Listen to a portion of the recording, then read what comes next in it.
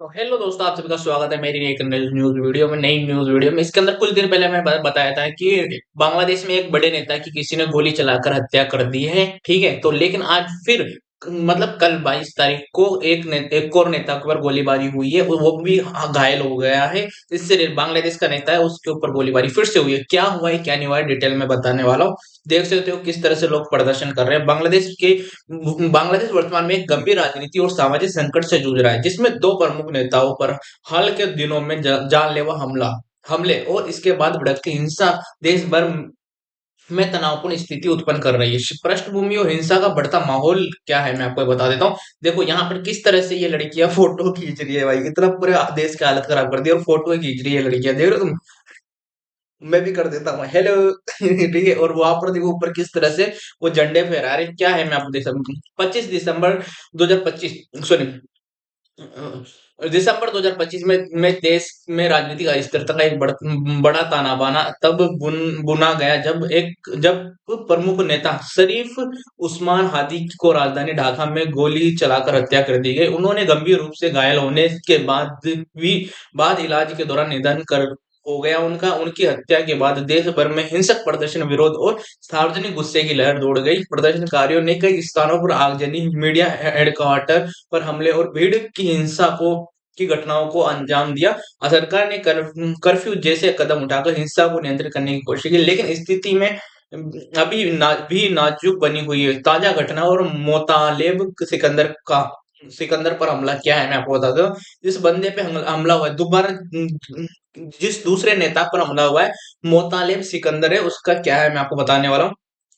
ठीक है, इसके अंदर देख सकते हो किस तरह से ये लोग चढ़कर आंदोलन कर रहे हैं। इसमें 22 दिसंबर 2025 को दक्षिण मतलब कल ही दक्षिण पश्चिम शहर खुलना के सोनाडांग इलाके में अज्ञात बंदूकधारियों ने नेशनल सिटीजन पार्टी एनसीपी के वरिष्ठ नेता मोहम्मद मोतालेब सिकंदर पर गोली चलाई। सिकंदर को सिर में गोली लगी और उन्हें गंभीर हालात में अस्पताल ले जाया गया। पुलिस ने हमलावरों को खोजने के लिए पूरे इलाके में सर्च ऑपरेशन चालू किया, लेकिन अभी तक किसी गिरफ्तारी की सूचना नहीं है। कुछ मीडिया रिपोर्ट्स में यह बताया कि गया कि स्थिति पहले गंभीर थी, बाद में उनके स्वास्थ्य में थोड़ा सुधार हुआ। यह हमला इतना समय बाद आया है जब उस्मान हादी की मृत्यु के बाद देश में पहले से ही कई हिंसक घटनाओं और तनाव का माहौल था।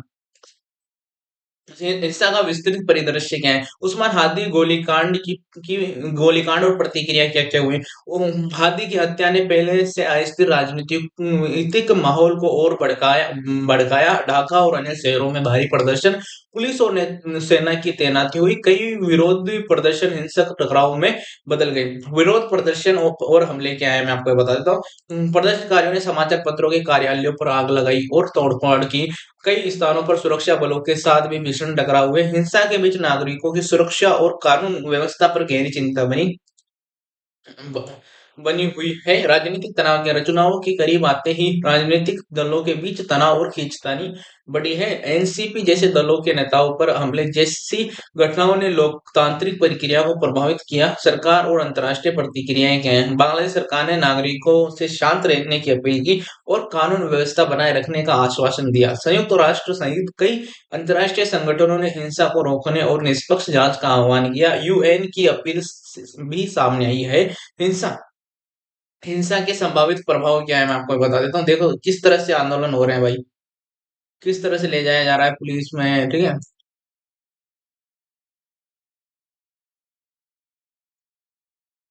ठीक है। हिंसा में- के से प्रभाव हिंसा के प्रभावित संभावित प्रभाव क्या है। राजनीति और चुनाव, फरवरी 2026 में होने वाले संभावित चुनावों के पहले लगे इस घमासान ने लोकतांत्रिक प्रक्रिया में अनिश्चितता बढ़ाई। राजनीतिक दलों के बीच भरोसा संकट का सामना कर रहा है। सामाजिक और सांप्रदायिक तनाव क्या है। हिंसा और हमले सामाजिक तनाव को बढ़ा रहे हैं, खासकर अल्पसंख्यक समुदायों की सुरक्षा पर चिंता है। व्यवस्था और रोजगार, प्रदर्शन और स्थिरता से निवेश, रोजगार और व्यापार प्रभाव हो सकते हैं, जिससे आम जनता की समस्याएं गहराई तक फैल सकती है। बांग्लादेश में राजनीतिक हिंसा का यह दौर व्यापक और जटिल है। हाल ही में मोतालेब के सिकंदर पर हमला देश में बढ़ते तनाव का एक नया संकेत है, जो न केवल राजनीतिक दलों के बीच तनाव को दर्शाता है, बल्कि आम नागरिकों की सुरक्षा और लोकतांत्रिक प्रक्रिया पर भी गंभीर परिणाम डाल सकता है। देश को वर्तमान में संकट से बाहर निकालने के लिए शांतिपूर्ण संवाद, निष्पक्ष जांच और सभी पक्षों का संयम महत्वपूर्ण है। आगे मैं और डिटेल बता देता हूँ क्या है क्या नहीं है इसमें। बांग्लादेश एक ऐसा देश जो कभी अपने अपने लोकतांत्रिक आंदोलन और जन भागीदारी के लिए जाना जाता था। आज एक बार फिर राजनीतिक हिंसा, गोलीबारी और अस्थिरता की आग में झुलसता दिखाई दे रहा है। पिछले कुछ दिनों में बांग्लादेश से जो तस्वीरें सामने आई वे न सिर्फ चौंकाने वाली है, बल्कि पूरे दक्षिण एशिया के लिए गंभीर चेतावनी भी है। ए, एक प्रमुख युवा नेता की हत्या, उसके बाद अब सड़कों पर उतरी भीड़, हिंसक प्रदर्शन और अब एक और राजनीतिक नेता पर जानलेवा हमला। सवाल सिर्फ ये इतना नहीं है कि हमला किस पर हुआ। सवाल यह है कि क्या बांग्लादेश एक बार फिर राजनीतिक अराजकता के दौर में प्रवेश कर रहा है। बांग्लादेश वर्तमान हालात की तस्वीर क्या है मैं आपको बता देता हूँ। बांग्लादेश इस समय एक बेहद नाजुक दौर से गुजर रहा है। देश में राजनीतिक ध्रुवीकरण चरम पर है, विपक्ष और सत्ता पक्ष के बीच टकराव बढ़ता जा रहा है। छात्र राजनीति फिर से सड़कों पर लौट आई है और आम नागरिक डर और असुरक्षा के माहौल में जी रहा है। राजधानी ढाका से लेकर खुलना, चटगांव और राजशाही तक लगभग हर बड़ा शहर सुरक्षा बलों की निगरानी में है। कई इलाकों में में अतिरिक्त पुलिस बल, अर्धसैनिक बलों की तैनाती, रात में गश्त और संवेदनशील क्षेत्रों में आवाजाही पर नियंत्रण देखा जा रहा है। हिंसा की जड़ सिर्फ एक घटना नहीं, क्या है मैं आपको बताता हूँ। यह समझना जरूरी है कि बांग्लादेश में जो हो रहा है वह एक दिन या एक घटना का नतीजा नहीं। यह हिंसा लंबे समय से चले आ रहे सत्ता संघर्ष, चुनावी राजनीति, छात्र संगठनों की बढ़ती भूमिका और लोकतांत्रिक संस्था में अविश्वास और परिणाम क्या है। अविश्वास का परिणाम क्या है। विशेषज्ञ मानते हैं कि पिछले वर्षों में राजनीतिक असहमति को दबाने के आरोप, विपक्षी नेताओं की गिरफ्तारी और अभिव्यक्ति की आजादी पर सवाल लगातार उठते रहे हैं। इसी पृष्ठभूमि में हाल की घटनाओं में ने हालात को विस्फोटक बना दिया। पहली चिंगारी युवा नेता की हत्या क्या है मैं आपको ये बता देता हूँ। दिसंबर महीने के मध्य में बांग्लादेश उस समय हिल गया जब एक प्रमुख युवा और छात्र नेता की सरेआम गोली चलाकर हत्या कर दी गई। यह नेता छात्र राजनीति में बेहद लोकप्रिय था, युवाओं के बीच उसकी गहरी पकड़ थी और वह मौजूदा राजनीतिक व्यवस्था का मुखर आलोचक माना जाता था। दिन दहाड़े हुई इस हत्या ने पूरे देश को झकझोर दिया। लोगों ने सवाल उठाए, सुरक्षा व्यवस्था कहाँ थी, हमलावर कौन थे, क्या यह राजनीतिक हत्या थी। हत्या के बाद भड़की आग क्या है मैं आपको बता। इस हत्या के बाद जो हुआ उसने बांग्लादेश को हिंसा के एक नए दौर में धकेल दिया। देश भर में विरोध प्रदर्शन शुरू हुए, विश्वविद्यालयों और कॉलेजों में हड़ताल, सड़कों पर टायर जलाए गए, सरकारी और निजी संपत्तियों को नुकसान पहुंचाया। कई जगहों पर प्रदर्शन, पुलिस से भिड़ गई, आंसू गैस चली, लाठीचार्ज हुआ और गोलियों की आवाजें भी सुनाई दी। तो सरकार ने शांति बनाए रखने की अपील की, लेकिन गुस्सा थमता नहीं दिखा। छात्र की राजनीति की वापसी क्या है आपका। बांग्लादेश में छात्र राजनीति का इतिहास बेहद प्रभावशाली रहा। आजादी का आंदोलन, सैन्य शासन के खिलाफ संघर्ष, लोकतंत्र की बहाली, हर बार आंदोलन में छोट में छात्रों की अहम भूमिका रही है। लेकिन पिछले कुछ वर्ष समय में छात्र संगठनों का राजनीतिक हथियार बनना, हिंसा में उनकी संलिप्तता, मतलब उनका मिलना और झूठे संघर्ष देश के लिए एक नई चुनौती बनकर उभरा। हालिया हत्या के बाद छात्र संगठन फिर से सड़कों पर है और यही चिंता सबसे बड़ा कारण है। और अब एक और हमला क्या है मैं आपको बताता हूँ। जब देश अभी पहली हत्या के सदमे से उबर भी नहीं पाया था, तब एक और खबर ने पूरे बांग्लादेश को हिला दिया।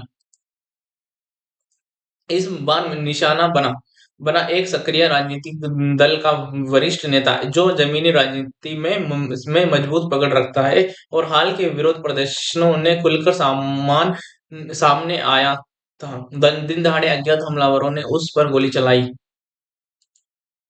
अस्पताल में जिंदगी और मौत की जंग क्या है? हमले के बाद नेता को गंभीर हालात में अस्पताल ले जाया गया। सिर में गोली लगने की पुष्टि, डॉक्टरों ने हालात नाजुक बताई। ये अस्पताल के बाहर समर्थकों की भीड़, नारेबाजी और भारी पुलिस बल तैनात कर दिया गया। इस घटना के ने साफ कर दिया कि यह सिर्फ व्यक्तिगत हमला नहीं बल्कि पूरी राजनीतिक माहौल पर हमला। उठते सवाल क्या? अब बांग्लादेश में सवालों की बाढ़ है। क्या नेताओं की सुरक्षा अब भी संभव है? क्या राजनीतिक असहमति का जवाब गोलियों से दिया जाएगा? क्या आने वाले चुनाव हिंसा की भेंट चढ़ेंगे? क्या बांग्लादेश एक बार फिर अस्थिरता के अंधेरे दौर में जा रहा है? आगे मैं आपको क्या है, कौन थे वो नेता? मैं आपको पहले बता देता हूँ। जिस युवा नेता की हत्या हुई वह कोई साधारण राजनीतिक कार्यकर्ता नहीं था। वह एक प्रमुख छात्र संगठनों से जुड़ा हुआ था, युवाओं के बीच बेहद लोकप्रिय था और मौजूदा राजनीतिक व्यवस्था का खुला आलोचक माना जाता था। उसकी पहचान एक ऐसे नेता के रूप में थी जो बेरोजगारी, महंगाई और राजनीतिक दमन जैसे मुद्दों पर लगातार आवाज उठाता रहा। ऐसा कुछ नहीं है, ठीक है? वो कुछ नहीं है, वो एक विकलांग मानसिकता का बंदा था। मैं मुंह पे बोल रहा हूँ भाई, विकलांग मानसिकता जानते हो तो क्या क्या होती है? उसका बंदा था। उसने उसने बस लोगों को तोड़ने के लिए और देश को भड़काने के लिए काम किए हैं, और कुछ ना काम नहीं किए भाई उसने। और वो दिख रहा है भाई क्या क्या है।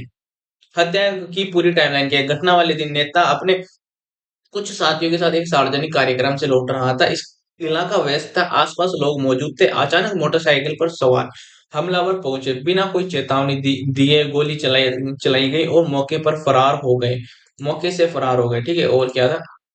गोली सीधे सिर और ऊपरी शरीर को निशाना बनाकर चलाई गई, जिससे यह साफ हो गया कि यह हमला डराने के लिए नहीं बल्कि कि जान से खत्म करने के लिए इरादे से किया गया था। अस्पताल की जंग क्या है? घायल नेता को तुरंत अस्पताल ले जाया गया। डॉक्टरों ने इमरजेंसी सर्जरी की।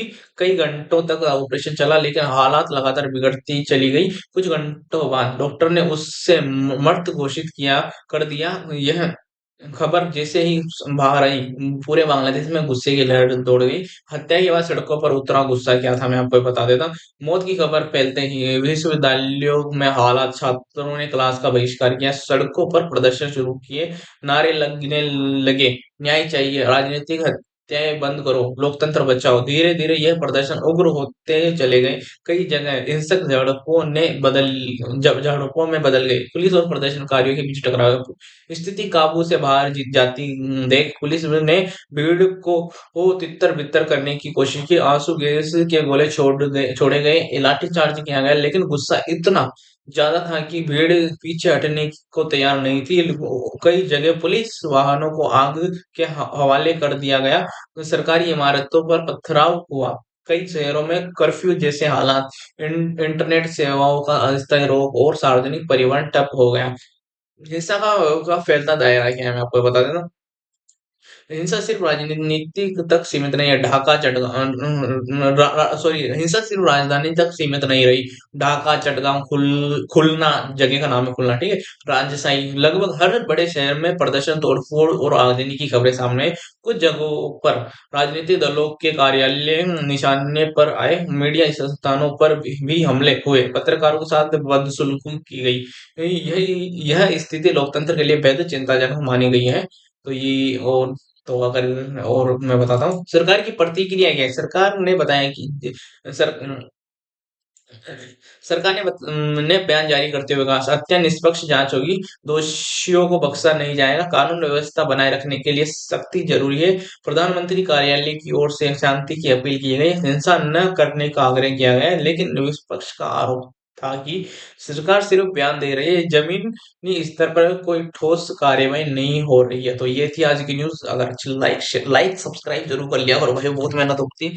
किस तरह से दान दें ये तो मैंने आपको एक फ्रेश मतलब एक क्लीन, मैंने आपको एक अच्छी चीज दिखाई है कि क्लीन चीज दिखाई है मैंने कि भाई, लेकिन इन्होंने बहुत घटिया तरीके से वहां पर प्रदर्शन किया।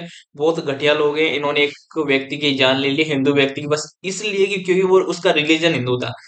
ठीक है, कट्टरपंथी और आतंकवाद, आतंकवादी मानसिकता के लोग हैं ये लोग। इनको देश में कुछ नहीं, अशांति बहाल करनी है और कुछ नहीं करना है भाई इन लोगों को। ठीक है, और इनको जिस तरह 1971 में बहुत सारे बांग्लादेशी घुसपैठियां घुस गए थे ना, उस तरह से ये घुसना चाहते हैं। बॉर्डर पे अभी भी असंतोष बना हुआ है, लेकिन नहीं घुसने देगी इंडियन आर्मी, वो इनको ठोकेगी। तो मिलते हैं नेक्स्ट न्यूज वीडियो में, जरूर, टाटा बाय।